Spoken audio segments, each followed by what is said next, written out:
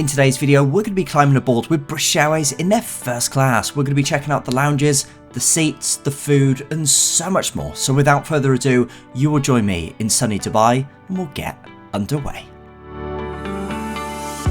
A first class experience should always start with a silky smooth check-in, albeit from an outstation, British Airways did a very good job on this front. That was all thanks to a dedicated first class check-in lane, and it wasn't long before I was Concorde dining, invitation in hand, and heading for the lounge.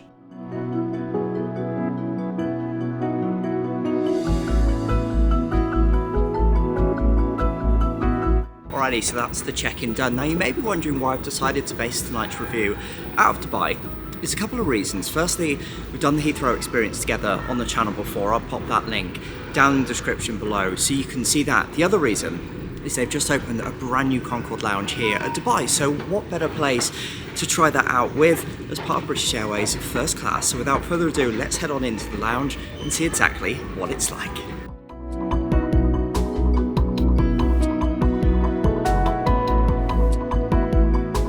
My first visit into this lounge was actually a couple of weeks prior. I did a much longer dedicated lounge tour video of it, so if you're keen to see the lounge in all of its glorious detail, you can check out that link down in the description below.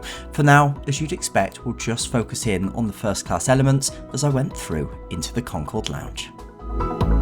This Concorde Lounge ultimately is all about dining. This particular departure was incredibly late, so the majority of guests were looking to get their meal in the lounge and then sleeping on board. Thankfully, I've slept for 6 hours before this evening's flight, so we will be doing the full on-board experience in all of its glorious detail, I promise. But for now, whilst we're here, why not indulge?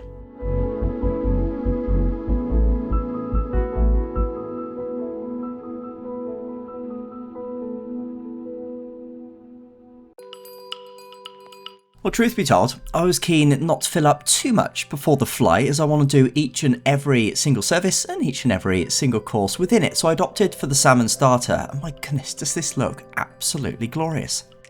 I'd eventually paired this with a glass of white wine and also a glass of the bubbly. It really was an excellent start to my time in the lounge. No doubt many of you watching who have experienced the Heathrow shower facilities in recent months and years, you'll see that these are a world apart, and frankly, whether it's the design of these shower rooms, the design of the general lounge area, the Dubai lounge updates, were hugely impressive. I for one are incredibly excited as to see what BA are able to do at Heathrow into 2026. I just hope they can hit the same design standards. For now, however, time for a quick shower, and then we'll head down to the gate. As I arrived to the boarding gates, things were looking really busy. It was quite a chaotic boarding experience. Thankfully though, there was a dedicated lane for priority passengers, and our A380 that evening came into view. It's an 11-year-old aircraft, so let's hop on and see what it's like.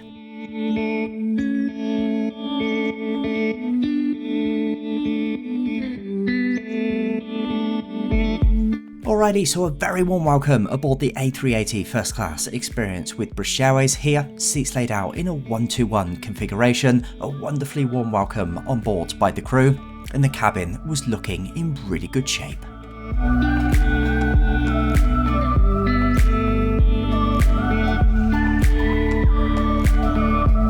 Alrighty, so that's us back aboard with British Airways suite. To be honest, it's so big, it's a little bit tricky to film, but over the next couple of minutes ago, I'll give you a bit of a look around and then we'll get into the skies. Cheers.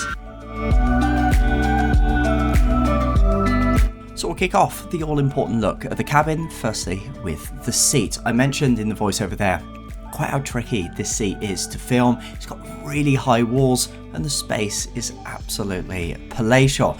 Good news for passengers, bad news perhaps for vloggers. At the seat was the headphones for the entertainment system and a little day blanket. We'll check out both of those elements a little bit later on. There was also a decent sized entertainment screen, and it wasn't long before the crew were bringing around various little gifts, starting off with the amenity kit. There was also a bottle of water awaiting. The window shades were of course electronic. You don't want to be doing this yourself in first class. Given the age of the cabin, it was 11 years old, I did expect to find one or two things that were looking a little bit worse for wear. After all, these aircraft will be given a big refresh next year. The only thing that I could find was the second window shade button, which, to be honest, you didn't really need, as the main button operated them both.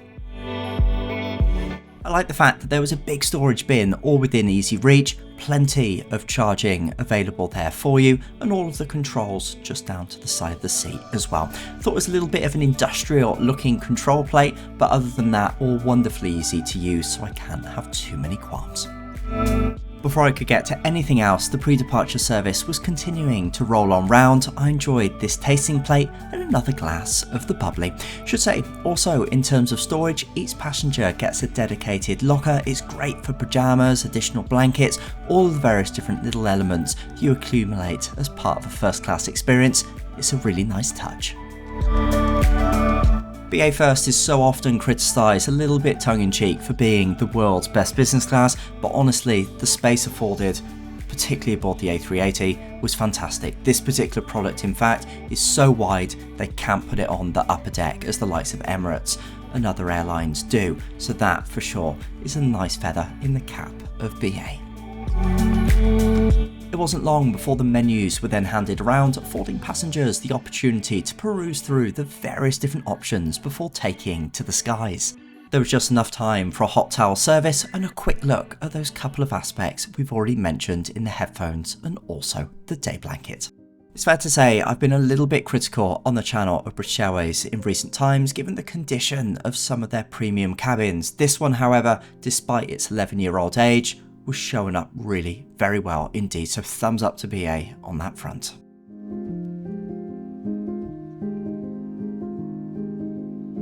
In no time at all, we were heading for those Dubai desert night skies, and I was really excited, sat there to be honest with you. I couldn't wait to check out all things in-flight experience with BA First Class.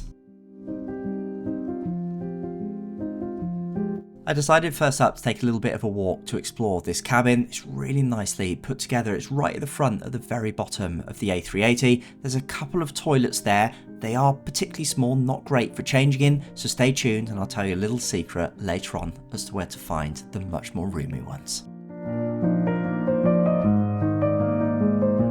As I got back to the seat, I had just enough time to check out all things in-flight entertainment. Firstly, kicking off with this pair of high-quality noise-cancelling headphones. Big thumbs up for me on that front. In terms of the screen, it was a decent size, but by modern first-class standards, a little bit dated, and no doubt this will be something that BA will look to really improve on when the new first-class product launches next year. This was all loaded up with BA's excellent high-life entertainment system. I should also mention they had Wi-Fi on board, free of charge for first-class passengers. You guessed it, next up will be all things food and drink on board. As it was such a late departure out of Dubai around 2:30 in the morning, it was just a light meal to get started with, and then a full breakfast service in the morning. Unsurprisingly, I will be doing them both. Having been quite disappointed of late with BA's business class wine selection, I'm pleased to be able to report that things looked an awful lot better in first class. Ben, my main cabin crew that evening, got me started off with a glass of the Dog Point. This is a classic New Zealand Sauvignon Blanc, spun off by some of the makers of Cloudy Bay. It's a little bit unique, but boy, is it good. What then about the food, I hear you cry? Well, I started off that evening with the poached prawns and the tomato and mango salsa. It was a little bit of a unique dish, but to go with my New Zealand Sauvignon Blanc, I of course fancied some seafood, so let's tuck into that and see how it goes. As a late night bites starter, I thought it got things off to a good start. The prawns weren't fantastic, but actually the tomato and mango salsa played particularly nicely, so it's a good start to my dining experience that evening. In no time at all, it was then time to think about the main course. My wine had already arrived. I had to go for the Bordeaux wine on board. It was of course their flagship wine, so let's see how this goes down. This particular bottle retails at over £51 from wholesaler, and it was good to see BA loading a high quality red wine on board. Definitely not the perfect pairing, but I opted for the chicken tikka as my main course, and it served as such a good late night treat. I have to say I'm a huge fan of the way that BA present their food and drinks in first class. The various different crockery, china, glassware, etc. is such a step up from that back in the business class.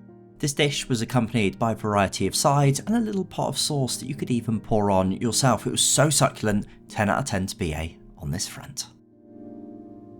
At this point in time, I was filling up, but we were far from done. I'd opted for a glass of the dessert wine and also the caramel chocolate cake to finish. It was a wonderfully indulgent crescendo to this particular meal. In terms of that dessert wine, frankly, it looked as though it was something which Ben had drained from one of the engines. I'd never seen one quite so dark. And actually, it was all in line with BA's current Sicilian wine selection. So that was something that I was particularly keen to get into and see exactly what it was going to be like. As you can see, I was a little bit skeptical at first, but little did I know that this particular bottle retails at almost £50, which is incredibly expensive for dessert wine. And as soon as I got that first taste, well, I knew straight away that this was an absolute banger, and fair play to British Airways for featuring something quite so premium in their first class. One thing I really love about this table's design is that it is large enough to allow dining for up to 2 passengers. That's something that's particularly unique and something I'd love to try in the skies one day. But that all rounds off what was an incredibly indulgent first dining experience with BA on this service. Let's hop on upstairs and get changed into the pajamas. Now, I mentioned heading upstairs. It's well worth asking the crew if you can head up here to change. This is part of the business class bathrooms, but they really do make a big difference. Alrighty, so that's us changed into the pajamas, feeling rather amazing after a number of drinks. So it's time to head downstairs and get a little bit of rest ahead of the breakfast to come.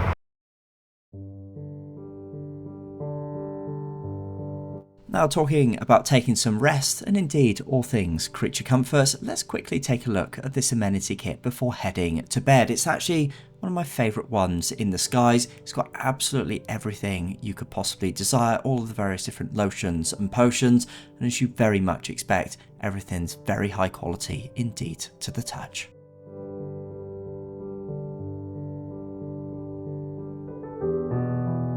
Whilst I was upstairs in the bathroom getting changed, without even asking, by the time I'd come back, the crew had made up the bed for me. I have to say, throughout the entire experience, every single member of the cabin crew did such a wonderful job, including my primary cabin crew, Ben. It's very rare that I call people out by name, but I feel as though on this occasion it's absolutely warranted. They did a really, really good job. In terms of this bed, it's got to be one of the best in the skies. An awful lot of room in terms of width, length, nothing hanging over your legs as you so often get back in the business class. Here, it was just one touch of a button, the blinds were put down, and frankly, after all of those drinks, I couldn't wait to get back in the bed and a few hours rest before the breakfast.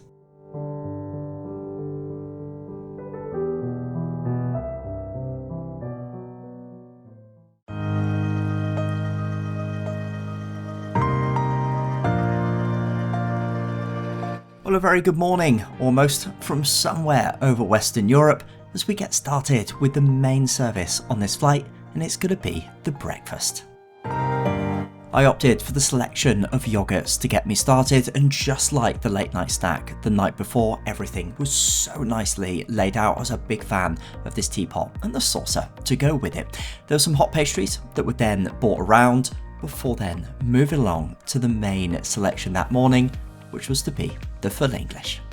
A full English isn't the easiest thing to do in the air, and actually I think BA did a decent job on this front. Being a flight out of the UAE, it was a smoked turkey rasher as opposed to the usual bacon which we're so used to in the UK, but overall I thought this was decent. I then float on to that selection of hot pastries. And that all wrapped up what was an incredibly indulgent few hours on board a flight where, frankly, in such a short relative space of time, so much food and drink was consumed, but ultimately, if you're flying first, you need to make the most of it. There was one more hot towel to freshen up with before then landing into London's Heathrow. That was particularly welcome given how early it was in the morning. And there were then some wonderful views down over London as we concluded what was a great experience with British Airways. This will be my very last video of 2025, so really hope you've enjoyed all of the content this year. So much upcoming for 2026. Stay tuned.